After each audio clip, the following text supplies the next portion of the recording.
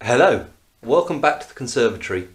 As you can see, the carbs and all their components have been given a good clean up with some carb cleaner and being given a session in the ultrasonic cleaner. Now initially I didn't think these carbs were going to be too bad, but as you can see, just soaking the jets from the 4 carbs in the carb cleaner produced all this. And then after the ultrasonic cleaner, you can see how dirty the water is, so they were obviously in a bit of a worse state than I thought they were. So we're going to start reassembling the carbs. So what we're going to do is refit the various jets and the pilot jet and everything, and we'll take it from there. So I'm going to start with carb number 1. And the first thing we're going to do is we're going to put all the jets back in the bottom.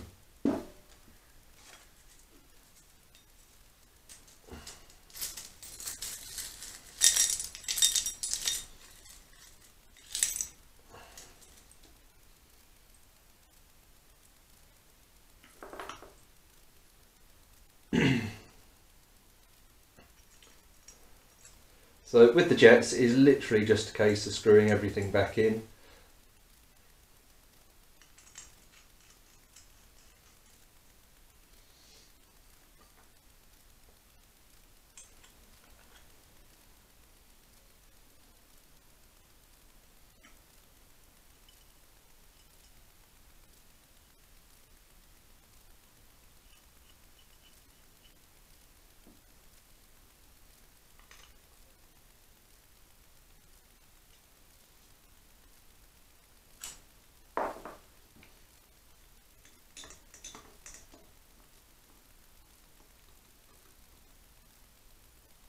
And just screw them in tight enough that everything seats where it should seat correctly. Don't want to over tighten them, but again you don't want them rattling around loose. Now we've got the float needle seat. Not forgetting to put the copper washer on underneath, the aluminium washer even underneath.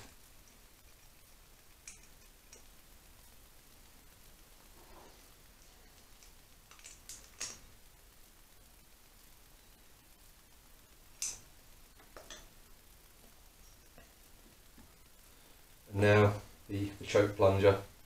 So you have the plunger, don't forget the spring and the little plastic cap.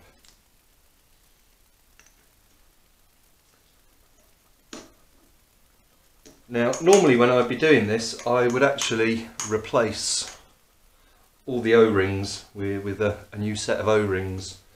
You can get them from a company called Litech. I will post a link in the description. They do a full range of O-ring kits for older bikes, including most of the 400s. And the nice thing about their carb kits is they're actually made of Vitron, which is more resistant to modern ethanol based fuels than the original OEM O-ring set. So I'm going to put the diaphragm and the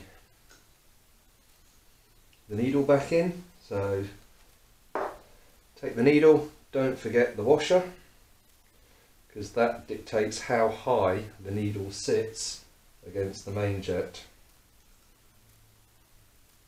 And if you forget it, the bike will run lean.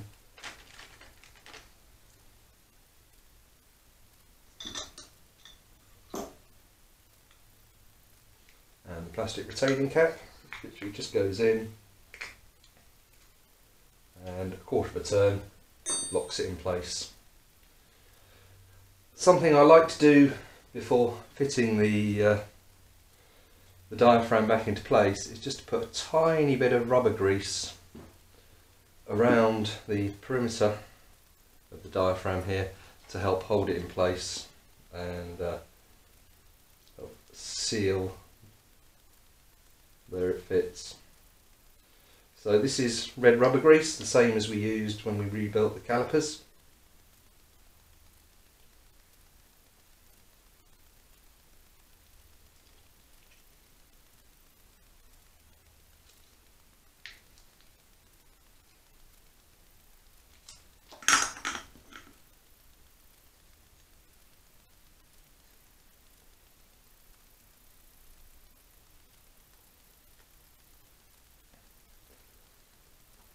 and it has the advantage of just holding the diaphragm in place while you fit the spring and the top cover.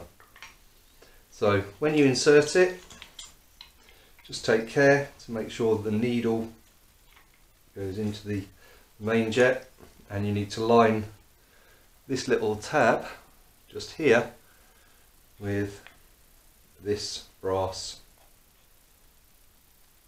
piece here.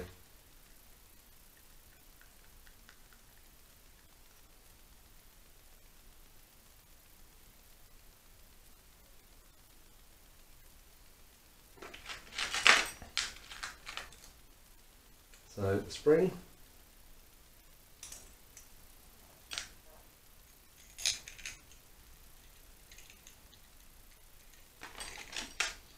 and then the actual carb cap itself.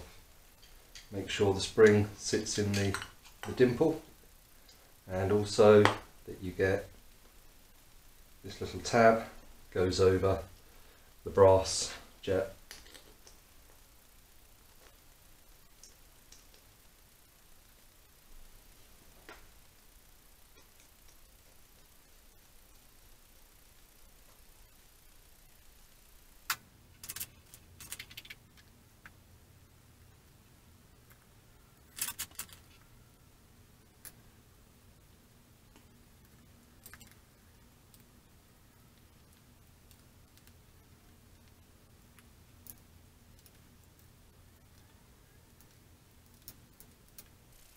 Okay, that's the cover on. Now we're going to do the needle jet, or the mixture screw. So the sequence is spring first,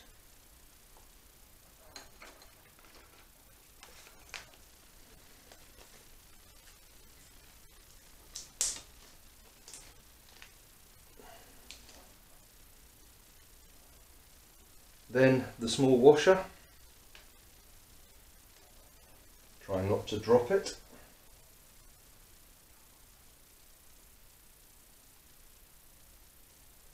and finally the O-ring. So I'm just going to put a little bit of grease on that.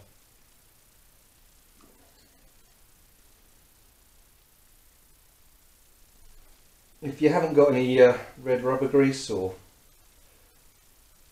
grease left over, then it's not the end of the world. I used to service diving regulators, and we used to use Vicron O-rings in those, and we never ever lubricated those, because obviously the last thing you want to be doing when you're breathing air under pressure is inhaling any form of petrochemical based product. So spring, washer and the little O-ring, and then you just put the mixture screw in.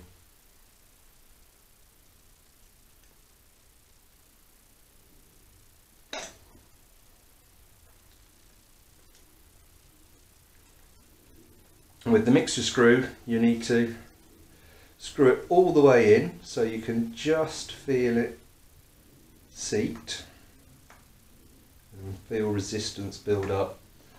You don't need to crank it over tight, but you can tell it suddenly comes to a bit of a stop. And then you need to back it out 2.5 turns, which is the factory setting. So half, 1, 1.5, 2, 2.5. Now it may be that when you actually go and you take this down to be dynoed and get the carbs set up properly, they may need a little bit of further adjustment, just to tweak them. But 2 to 2.5 turns will get you in roughly the right area. Okay, so now the float needle, and this just hooks over the little, oops, where are we? The little tab, just on here, again, and there's a little indent that it sits in, or doesn't, as the case may be.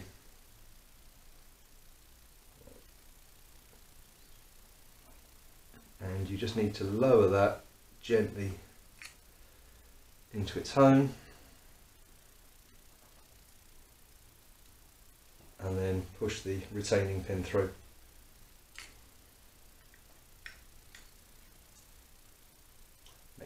jiggle just to line everything up.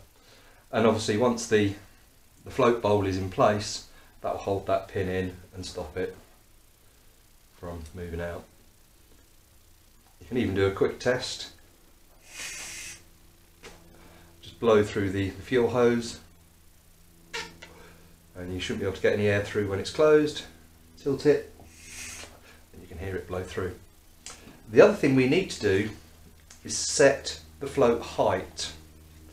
So what I've done is I've made myself a little gauge.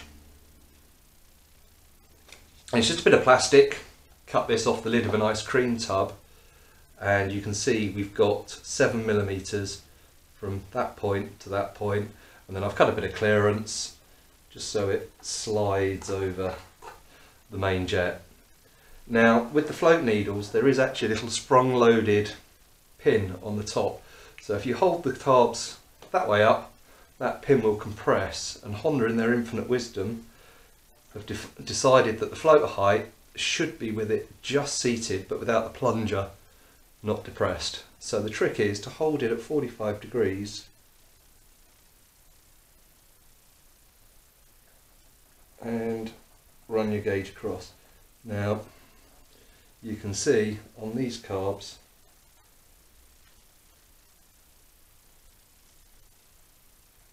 it's pushing the float down as you go across, which means that they're set too low. So taking your small screwdriver, you can just bend this little tab in here to adjust the height, and it's one of those fiddly little jobs. You bend it a little bit and it'll be too much. Try and bend it back again and you'll go past the point you need. So it's a bit fiddly and it takes a little bit of patience, but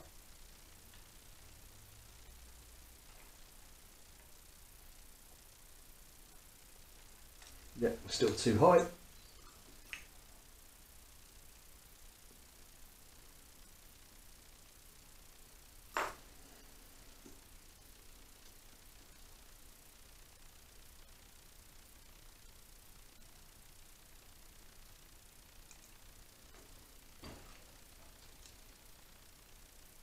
So you just have to keep tweaking it a little bit at a time until you get it right, so that your float gauge just slides over the top, just touching. So that's about right now.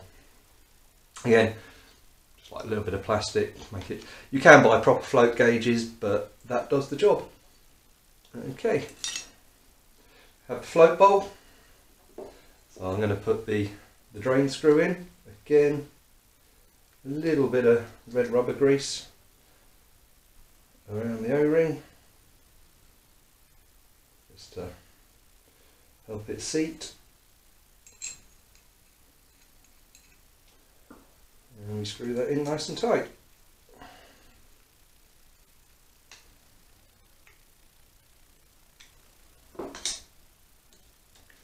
And finally, we can put the O-ring back into the float bowl.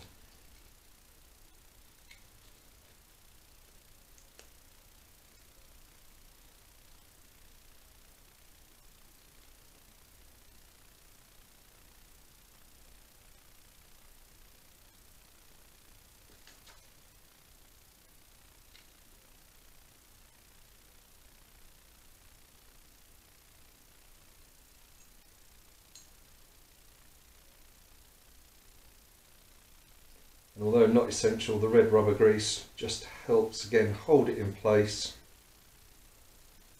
whilst you fit the float bowl. Don't worry if you get the float bowls mixed up while when you put them in the parts cleaner. As a general rule, carbs 1 and 2, the drain plugs point outwards and outwards. So you can see this is one of the ones for 3 and 4, the mirror image.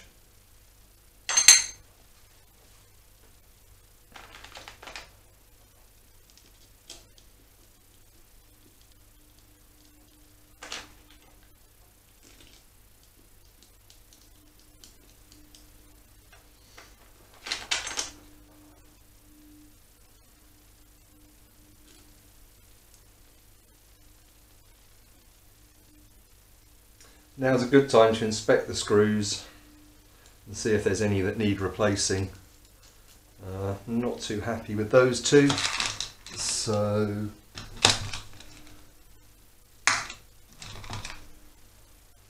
and then I just put them there, and I've grabbed some replacements. I mean, if you can get your hands on some Allen bolts, that's an even better solution. They're the wrong size.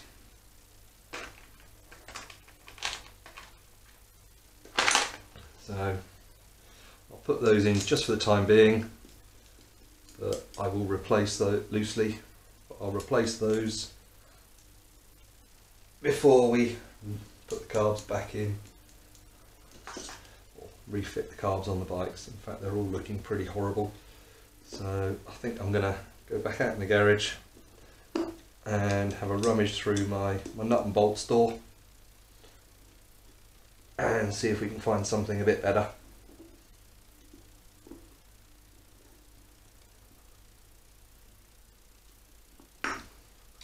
Okay, so that's the first carb done, and obviously we've got nothing in there that shouldn't be in there, so we know we fitted everything that needs to be fitted.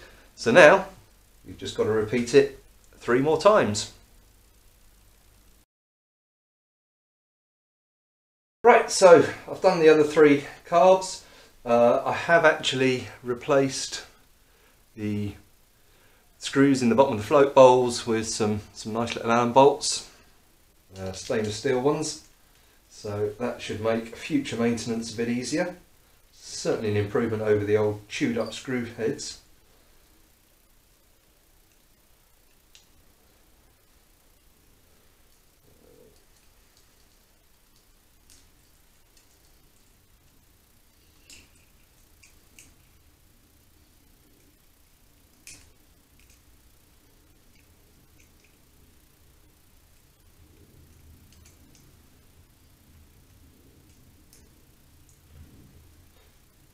Now it's a good idea, once you've finished assembling all the carbs, is to go around and check that everything moves.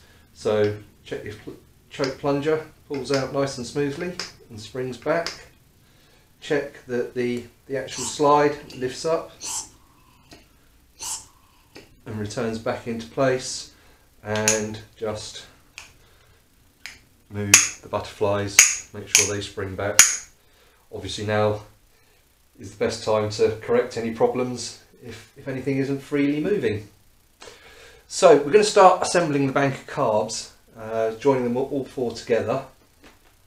So we're going to start with carb number 2, and the reason we're going to start with carb number 2 is because the choke slide. This actually goes against a small pin, so it is less manoeuvrable than the others. So we're just going to slide him into place and slot the lever over the choke plunger.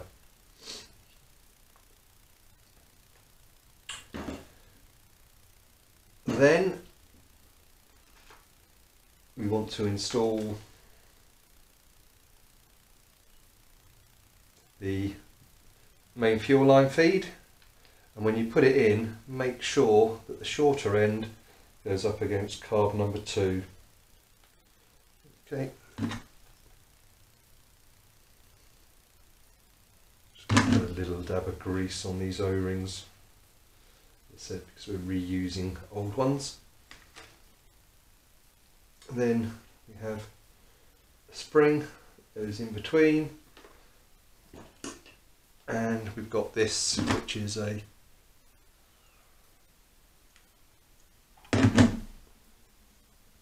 pipe that connects to the airbox. Just slots into place.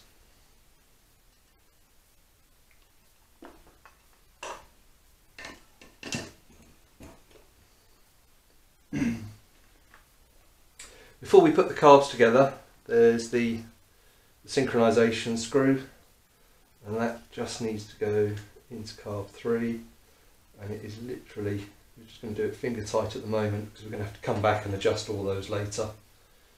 So got our 2 pipes, get the spring, obviously going to fall on the floor.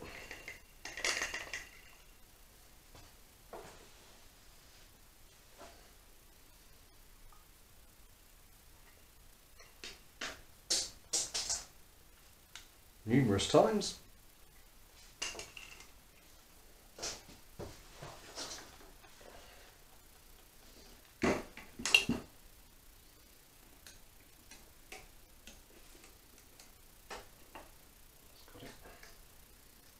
And it's just a case of lining everything up .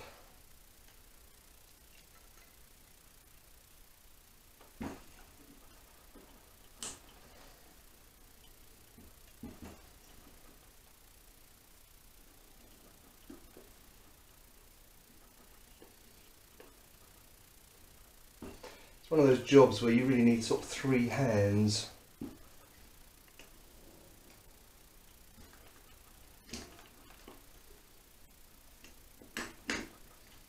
There we go. And we'll take the top bracket and we're just going to loosely screw that in place, hold everything together while we do the outer 2 carbs.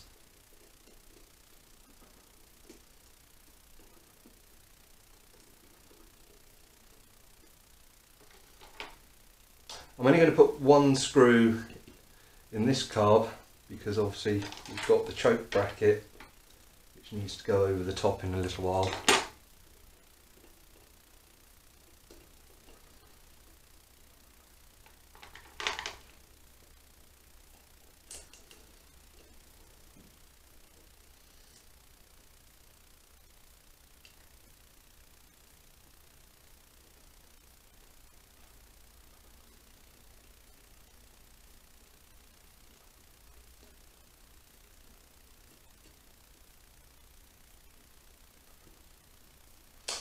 Okay, remember to tighten those up later.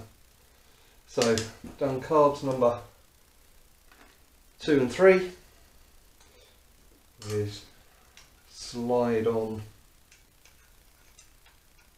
the choke plunger for number 3.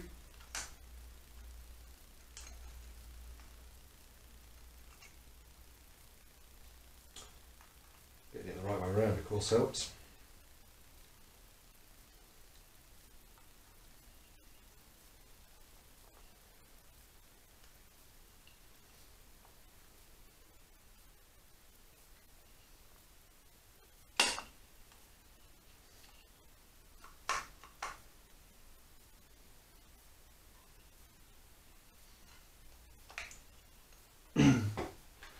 Then we'll move on to carb number 4. So before we put carb number 4 on, don't forget the spring for the choke plunger. Forgotten that no end of times.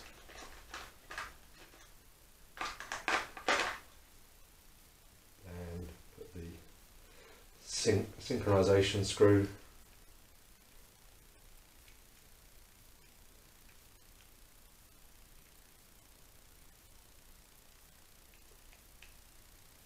Ever so loosely in.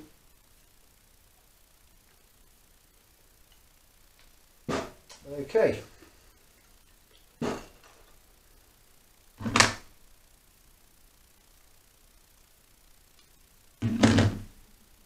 As you can see, I've run out of the red rubber grease, so I'm using a tube of some clear rubber grease that I've got. The aluminium link pipe.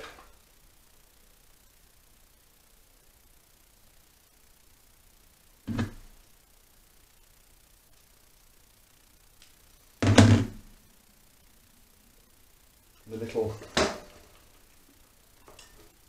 plastic overflow pipe, and then finally this rubber grommet.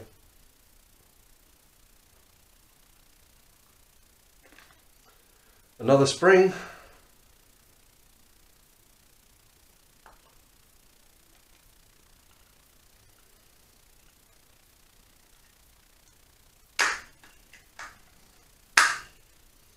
Slide all that into place.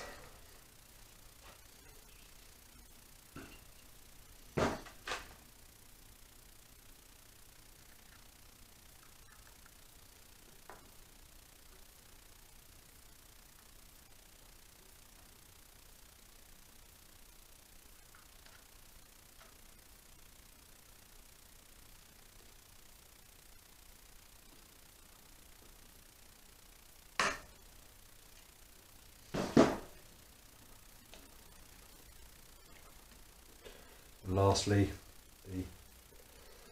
the rod for the choke plunger.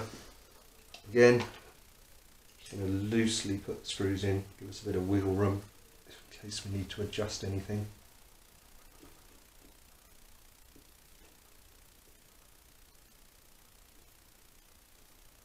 Okay.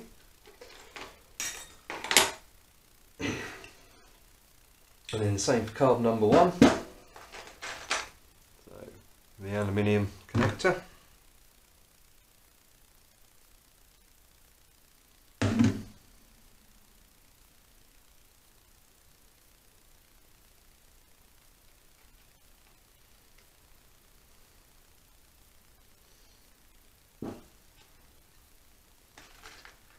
A rubber grommet.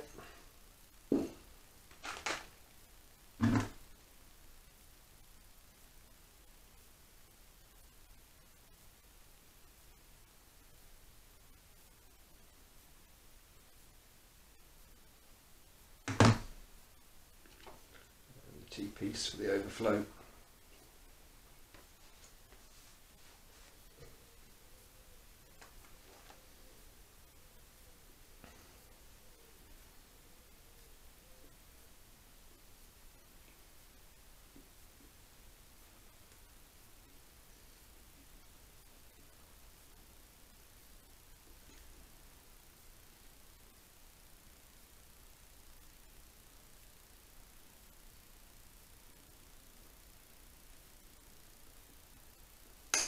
Carb balancing screw.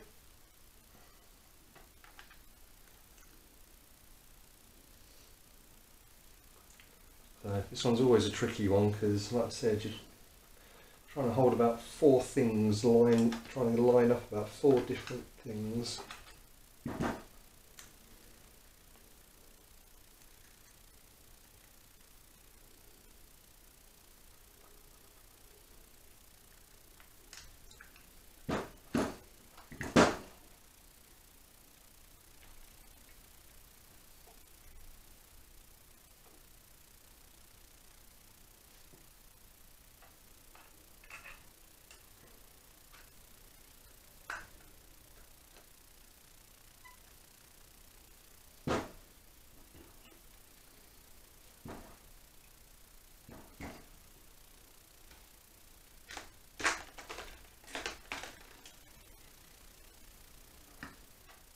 And somewhere I've dropped a little spring that goes in there. So bear with me a second while we go and find it.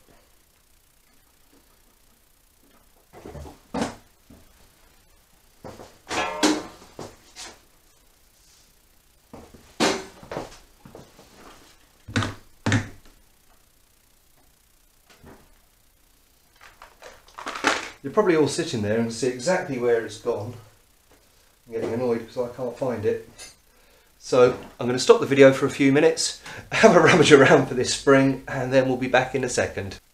Right, well, after a bit of fruitless searching, it just goes to show those of you who actually read the little notice at the start of my videos about me being an untrained monkey with a toolkit are about to discover how true that is. So the good news is I haven't lost the spring. What I have done is I've lost the plot. So I went back, had a look at the parts diagram, and correctly I'd put the spring in here, and then I put the spring in there. There's no spring there, there's only the 2 springs, one there and one there. So we're just going to pull that spring out and reposition it where it's supposed to go. But at least with me making the mistake, hopefully you guys won't do the same.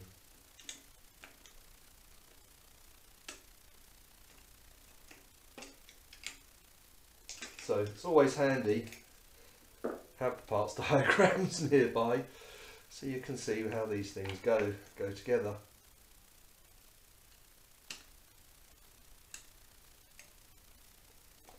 There we go.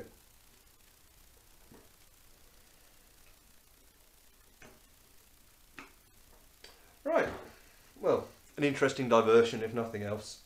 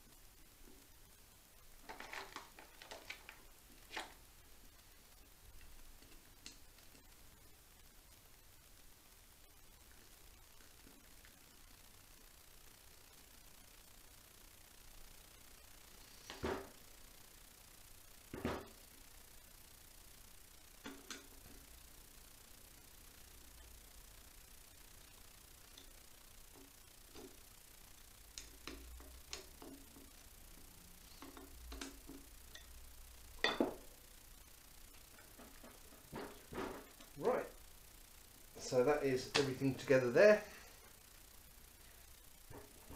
I'm going to leave these screws a bit loose because obviously when you put the aluminium plate for the bottom of the airbox over here, it actually pulls all this tight, so I might need a little bit of wiggle room there.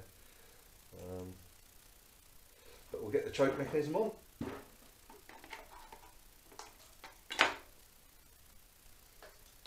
Now normally you'd have a cable attached here, but because this is a race bike, we kind of do away with that, and we just have this bit of wire that you pull and it does the same job. It's one of those silly little weight saving things that we racers think make all the difference, when in reality it probably doesn't. Eating a few less cakes and pies would probably make more difference, but there we go.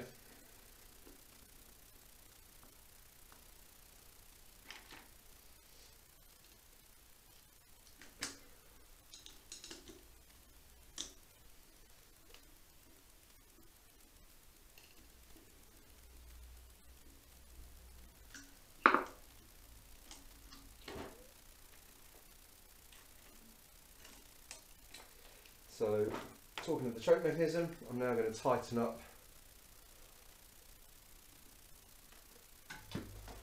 all the choke actuators.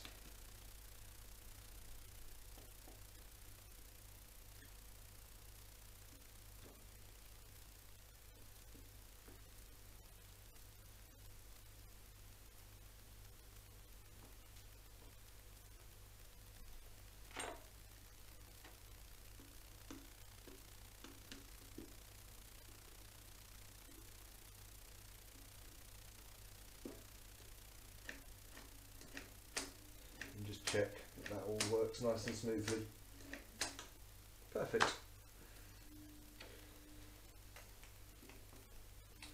So the final job we need to do is fit the carb balancing springs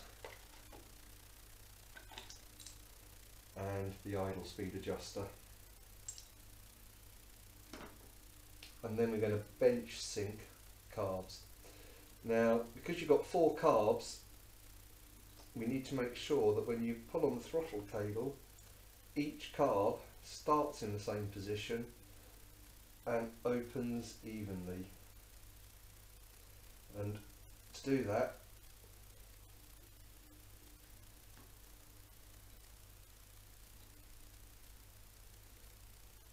there are adjusters on each carb which balance the butterflies against each other.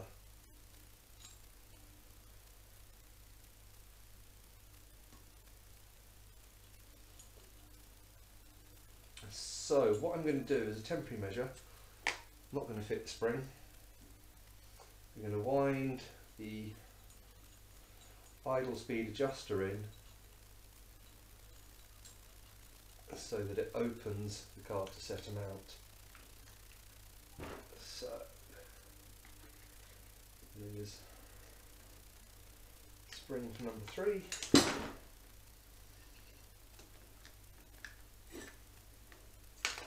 Now this is one of those horrible jobs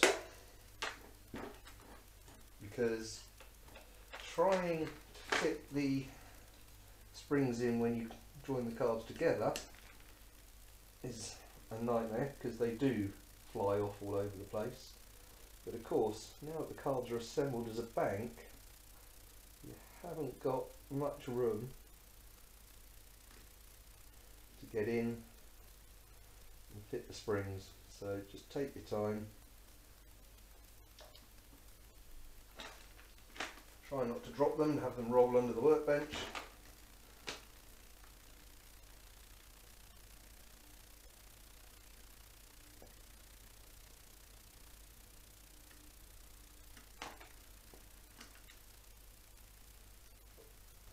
And sometimes a flat bladed screwdriver can just help to get them in. So that's that one done.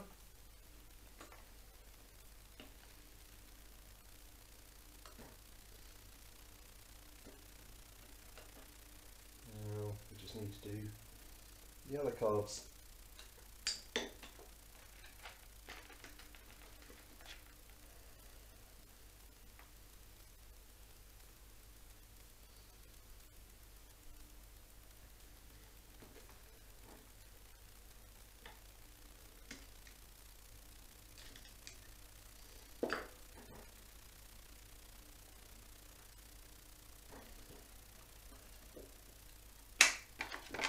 So this is one of those fiddly little jobs that is designed to test the patience of a saint.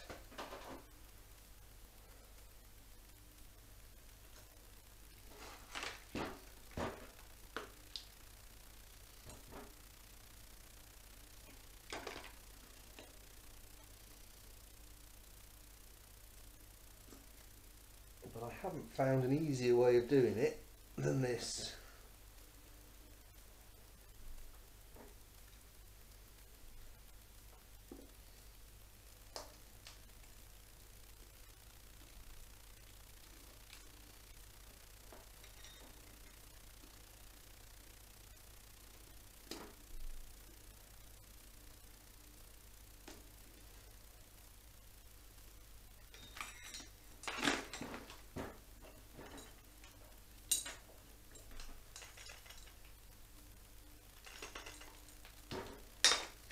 I'm sure there must be a better way.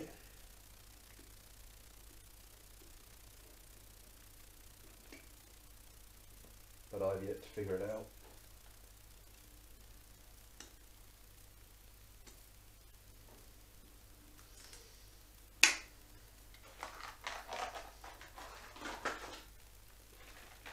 Just get those out of the way.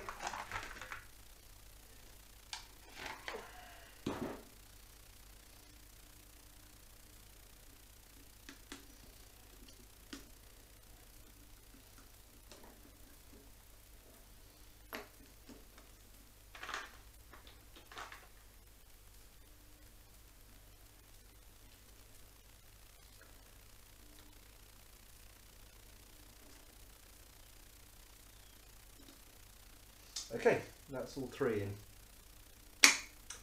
So the throttle cable and the idle speed adjuster all work off carb number 2.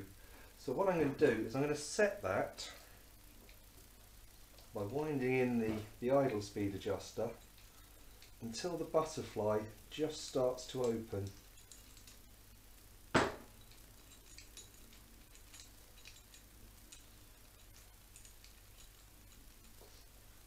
And then you can see that one's only open a small amount, but these are open different amounts. So what we can take is a very small drill bit. If you haven't got a very small drill bit, something like a sewing needle, bit of wire or a guitar string, something like that will work. And we're just going to put that into the carb next to this hole, so we know that each time we're going to do it the same amount or in the same place for each carb.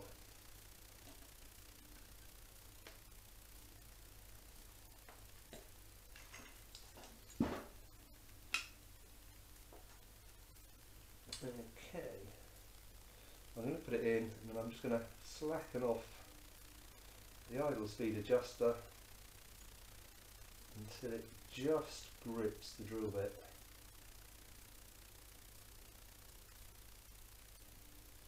You can see that's just gripping it now.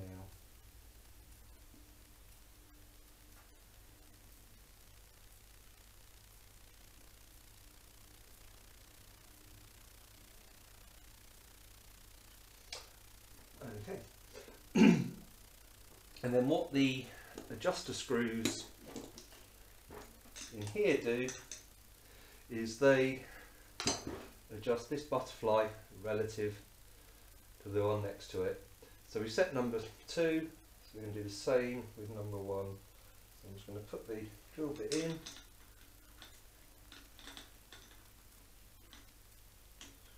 And then tighten up the adjusting screw.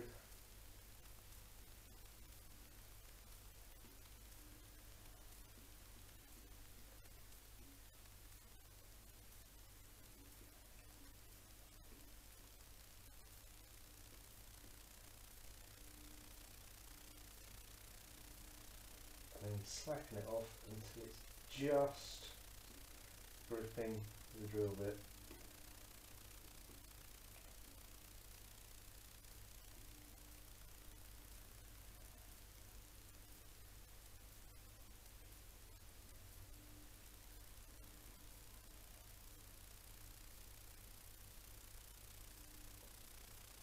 Actually, this drill bit is a little bit shorter than I really need though.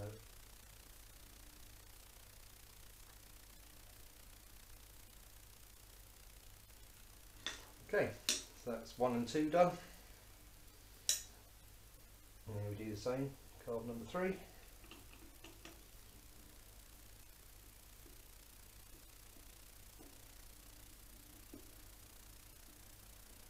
And this is what's known as bench sinking.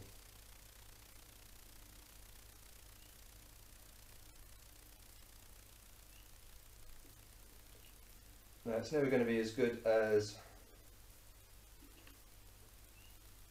setting the carbs up properly with a proper carb balancer once they're on the bike and running, but doing this gets you very, very close, so at least you know you're starting in the right area.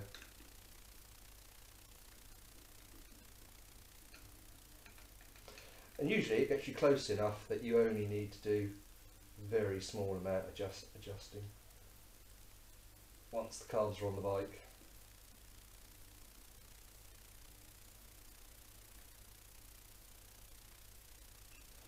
Right, there we go. So now all 4 butterflies are set up level, and when we open up the carbs they should all be in line and open up the same amount. So that means each carb is delivering the same amount of air and fuel to your cylinders. So final check, make sure there is nothing left in any of the boxes. Obviously I've got a couple of these long screws, which are the ones that we replaced with the Allen bolts. So now we can fit the idle adjuster correctly with its spring.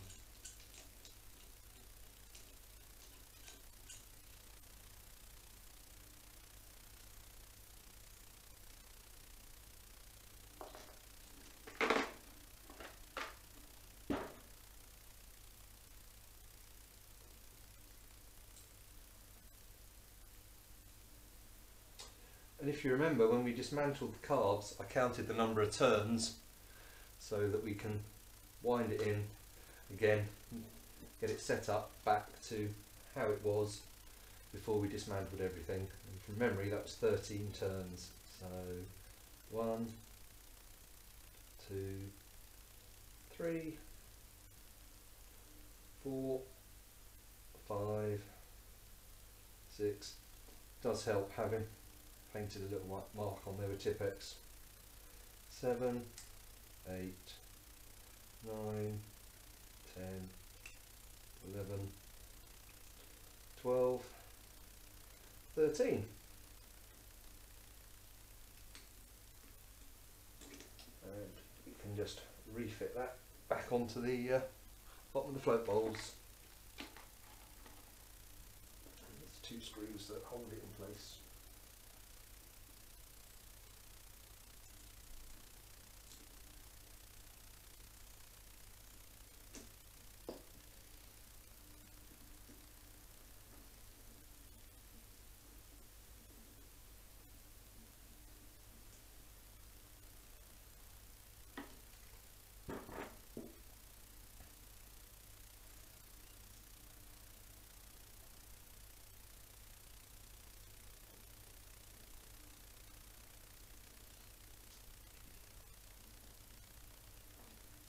Look at that, ambidextrous as well.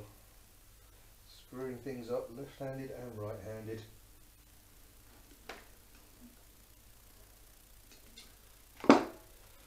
Okay, so that's our carbs finished, rebuilt and ready to go back on the bike, which they would be. I think I've fitted that the wrong way around. No, that is right.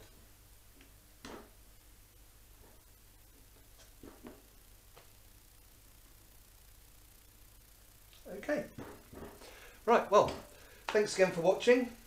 Hope that was helpful to people, and in the next video we're going to start dismantling the bike a bit more, and well, we'll see where we go from there really. So thanks a lot, take care and see you soon.